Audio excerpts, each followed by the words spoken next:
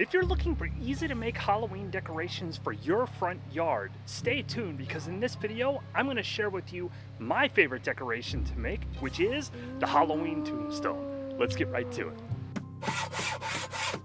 Now, if you've contemplated buying something cheap like these Styrofoam tombstones, yeah, just get rid of those. They're terrible. They don't last, they're super lightweight, and if the wind kicks up, they blow away. First, we start with a sheet of 3/4 inch plywood. When I bought mine at the store, I had them rip it for me lengthwise right in half. And with my measurements on this sheet of plywood, you can get 10 tombstones out of this if you follow these directions. With that length of plywood, make marks at the 18-inch mark along the entire length of the plywood. I actually do this in 2 places so I can use my long 4-foot level to just draw a line, get a rough line. It doesn't have to be perfect. The whole point here is to have something that looks like an aged stone, that looks like it's been in the yard for a long time. It doesn't need to be perfect. Once you have those lines drawn, grab your circular saw and start cutting along. Cut along every single line that you make until you have all of your rough tombstones. Take your pencil. You can get as accurate or inaccurate as you want with this. Make marks along the top of the tombstone so that you can cut that outer top edge. With those rough lines drawn, you can start to make your cuts. I use a jigsaw for these cuts because I can get a little bit more accurate with the details if I'm going crazy around the edges or I need to cut little tight corners. Once you have the tops cut, you are ready for paint. Make sure you hang out to the end of the video because I will share with you a pro tip for getting these tombstones installed in your yard, and it will save you a ton of effort. Now, I seriously hate painting, but when it's a spray paint can, I'm actually okay with it. I use a gray paint for a base coat before I put my stone texture on it. This just ensures that you're not using too much of the more expensive spray paint and you're getting a nice strong base, which is actually going to help to make it look like an aged stone tombstone. Spray all along the front face, get around the edges. You can also spray the back if you'd like. I didn't just for the sake of time for this video, but it will give it a nice look front to back. Again, the purpose with this gray is just to give it a good base. Let that base coat dry thoroughly, and then now it's time for the secret weapon for this project, and it is stone textured spray paint. I love this stuff. It really makes these tombstones look awesome.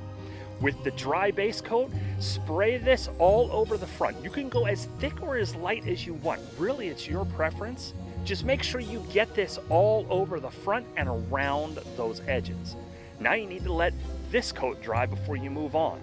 Since I hate painting and I'm also not the most artistic person in our house, I recruited the most artistic person in our house to help out with this next step. This is my wife, Kristen. She loves to do these paintings and many others for Halloween decorations. Her preference is to use a little bit of a tapered brush and these acrylic paints to put the words on the front of the tombstones. Now you'll also notice that she adds like these little cracks off to the side. It gives it a little bit more of that aged look for the tombstone. And then she does this really cool technique with a sponge and just paints a nice moss kind of color to make it look like there's moss growing on the tombstones. She even dips her hand in the red paint to put the bloody handprint on the front of the tombstone. Makes it look even more Halloweeny. Halloweeny? Can I say weenie? Can I say that? I don't know. All I know is when she's done, these things look fantastic. Now with these acrylics, you want to make sure you let them dry thoroughly before you take them outside. You do not want the rain to hit any of this before they have dried completely. Now that all of the paint is dry, we can put our stakes on the back. Now I'm just using scrap 2x4s. I prefer to use more of a 2x2. The 2x4s are a little bit wide for this, but it's all I have at the moment. The purpose of the stake is to make sure that that tombstone stays upright and you can anchor it in the ground in your yard. I like to cut the bottom of these 2x4s into a little bit of a spike. It just makes it easier to hammer it into the ground once I get it to the bottom of my hole. But when you have a smaller 2x2, it goes in the ground so much easier. I drilled 2 screws through the front of the tombstone. Now, you're gonna see the color of the screw.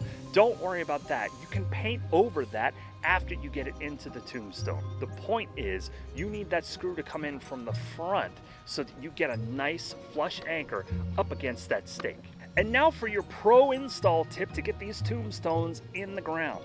I use these auger bits for my drill. Simply take the auger bit, get it into your drill, lock it in place, drill the hole in the ground, pull that mud out, and put the tombstone in.